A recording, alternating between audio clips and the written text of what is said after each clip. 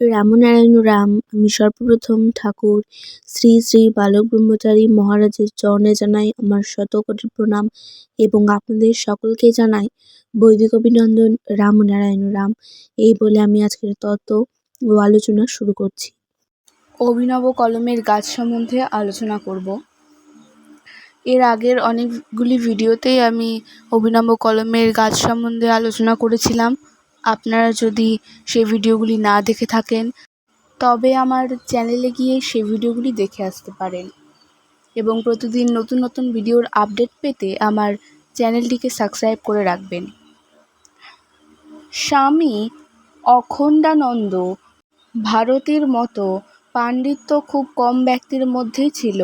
পদার্থবিদ্যা থেকে শুরু করে গণিত, দর্শন, আধ্যাত্মবিদ্যা সকল বিষয়ের মহারাজের গভীর দখল ছিল।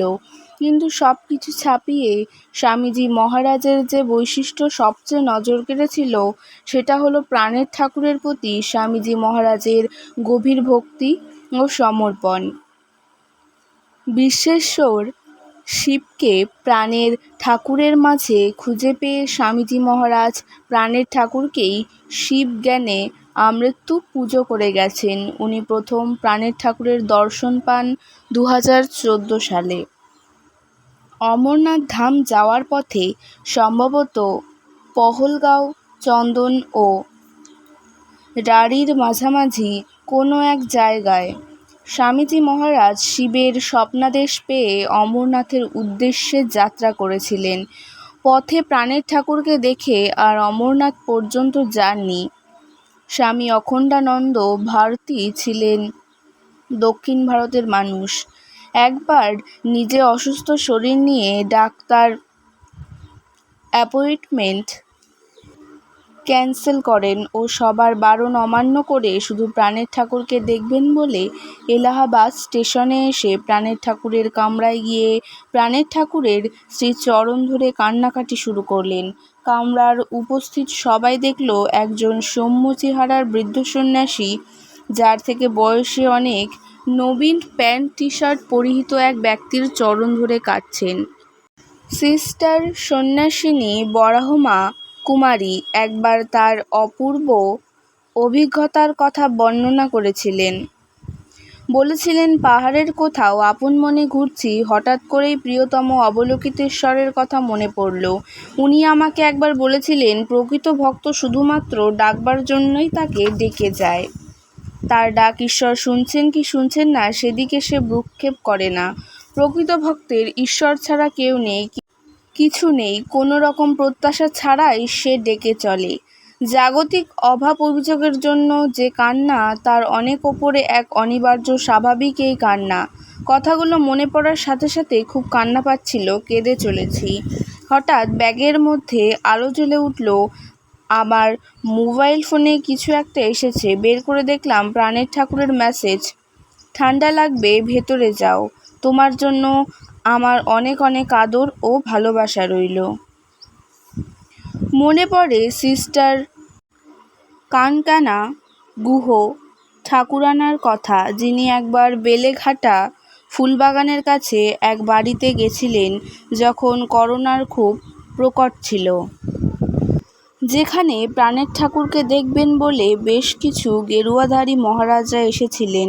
ওই ঘরে যারা এসেছিলেন তাদের মধ্যে একজন মহারাজ মার্চ মাসের প্রথম সপ্তাহে আমেরিকা যাবেন বলে প্রাণের ঠাকুরকে জানান। সিস্টার দিদিভাইটি বলেছিলেন, আমি পাশে দাঁড়িয়েছিলাম। উনি প্রাণের ঠাকুরের জন্য পায়েস নিয়ে এসেছিলেন। প্রাণের ঠাকুরের মুখে পায়েস দিয়ে আবার আমেরিকা যাবার কথা বলেন। প্রাণের ঠাকুরকে একটু অন্যমনস্ক হয়ে পড়তে দেখেছি। পড়ে বললেন, না গেলেই নয়, না গেলে কি তোমাকে সংগঠন থেকে বকাবকি করবে? তুমি সাধারণ মানুষের মতো না, সৃষ্টি নিয়ে, ঈশ্বর নিয়ে তোমার একটা অনেস্ট খোঁজ আছে। তুমি সাধক মানুষ, যে কোনোভাবেই হোক যখন তুমি আমার কাছে এসে পড়েছ তখন আমার দিক থেকে একটা ইচ্ছে থাকবে যাতে তোমার সাধনার পথে বিঘ্ন না ঘটে। তোমার আমেরিকা না যাওয়াই ভালো। হঠাৎ কেন জানি না মনে হলো যে তাতে তোমার আধ্যাত্মিক সাধনার কাজে বাধা আসতে পারে। সন্ন্যাসী মহারাজ বলেছিলেন, তুমি আমার চূড়ান্ত সাধন বিগ্রহ। তুমি যখন চাইছো না, তখন আমার যাওয়ার কোনো প্রশ্নই নেই। জানি না প্রাণের ঠাকুরের সেদিনের বলা কথায় আজকের এই পরিস্থিতির কোথাও ইঙ্গিত ছিল কি না। প্রাণের ঠাকুর তাকে রক্ষা করলেন, কারণ আজকে খবর পেলাম যে আমাদের সন্ন্যাসী মহারাজের বদলে যিনি আমেরিকা গিয়েছিলেন, তিনি আজ দেহ রেখেছেন।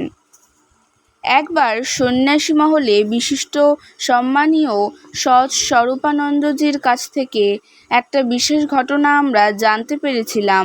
প্রাণের ঠাকুর কয়েকদিনের জন্য